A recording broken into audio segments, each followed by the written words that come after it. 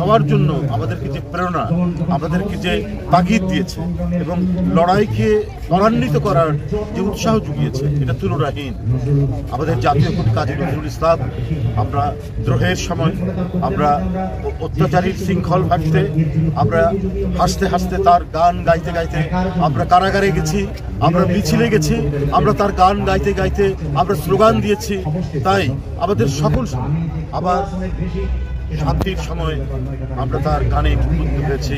প্রেম, প্রকৃতি, ভালোবাসা, এমনকি আমাদের যে ধর্মীয় উৎসব, প্রত্যেকটি ক্ষেত্রে মানে আমাদের জাতীয় জীবন, ব্যক্তিগত জীবনের প্রতিটি পরতে পরতে কাজী নজরুল জাতীয় কবি আমাদেরকে উদ্বুদ্ধ করেন, আমাদেরকে আনন্দিত করেন, আমাদেরকে অঙ্গীকারবদ্ধ করেন।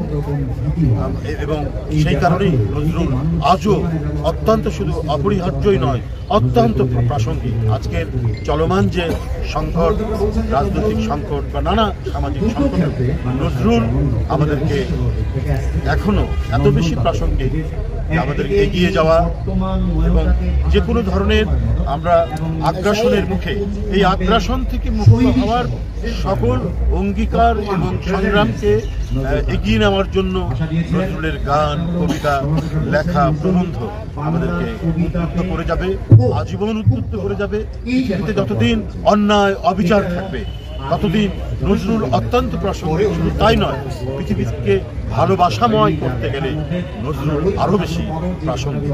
আমি আপনাদের সামনে শুধু এটুকুই বলতে চাই যে প্রত্যাশা নিয়ে, যে আকাঙ্ক্ষা নিয়ে জুলাই আগস্টের যে মহাবিপ্লব এবং তার আগের 15 বছরের যে রক্তঝরা আন্দোলন, এই আন্দোলনের প্রতিটি মুহূর্তেই তো নজরুল আমাদেরকে উদ্বুদ্ধ করেছে। নজরুল আমাদের শত আঘাতের মধ্যেও আমরা বেঁচে থাকার প্রেরণা পেয়েছি নজরুলের কাছ থেকে। তাই আমরা বলবো যে আজকে কেউ কেউ বলছেন, সাবেক একজন উপদেষ্টা বলেছেন উপদেষ্টার ব্যাপারে যে এইটা পদত্যাগ চাওয়াটা ঠিক না। তো আমি যদি বলি যে অন্তর্বর্তীকালীন সরকার, এটা তো একটি তার যে বৈশিষ্ট্যটা হবে তো নিরপেক্ষ সরকার। এই সরকার যদি কোনো একটি বিশেষ রাজনৈতিক দল গঠন করার ক্ষেত্রে তাদেরকে কি বলে যে মানে পানি সিঞ্চন করে চারাগাছ থেকে মহিরুহিতে পরিণত করার দায়িত্ব তো অন্তর্বর্তীকালীন সরকারের নয়, বরং তারা নিরপেক্ষভাবে দায়িত্ব পালন করবে। তো সেই ক্ষেত্রে যদি কোনো উপদেষ্টা তিনি যদি এসপিকে টেলিফোন করে বলেন যে ওখানে বিএনপির লোকজন যারা আছে তাদেরকে গ্রেপ্তার করবেন, ওরা যেন কোনো অ্যাক্টিভিটিস করতে না পারে এবং অন্যান্য কার্যক্রম করতে না পারে, তো তখন তার বিরুদ্ধে পদত্যাগের দাবি উঠবে না। করার জন্য আমরা শুনেছি এই সমস্ত উপদেষ্টারা তারা ভূমিকা পালন করছে, নানাভাবেই ভূমিকা পালন করছে। ডক্টর মোহাম্মদ ইউনূস তিনি তো সম্মানিত মানুষ, সবাই সম্মান দিয়েছে।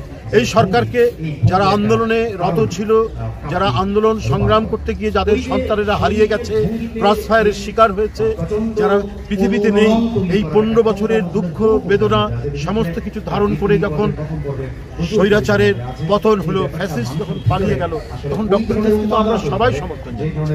কিন্তু এই সরকারের ভেতর থেকে যদি পার্টিজম, দলমন্যতার আমরা যদি আভাস খুঁজে পাই, বৈশিষ্ট্য খুঁজে পাই, তো সেখানে তো আমাদের প্রতিবাদ করতেই হবে।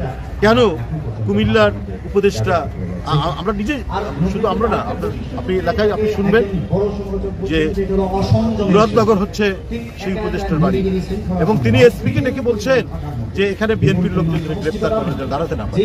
তো তাহলে তো শেখ হাসিনার আমলেরই পুনরাবৃত্তি হচ্ছে। আপনার সেখানকার যে এমপি ছিলেন, আগের এমপি এবং মন্ত্রী যারা কায়কোবাদ সাহেব, তিনি বারবার রিং করে বলছেন যে আপনি কিছু বলেন, এটা কি ধরনের কথা? এখন তো মুক্ত পরিবেশ থাকবে, এখন তো শান্তিময় পরিবেশ থাকবে। এখন কেন সরকারের যারা পরিচালনার সাথে আছে তারা কেন এই ধরনের এক পার্টিজান ভূমিকা, বিতর্কিত ভূমিকা পালন করে?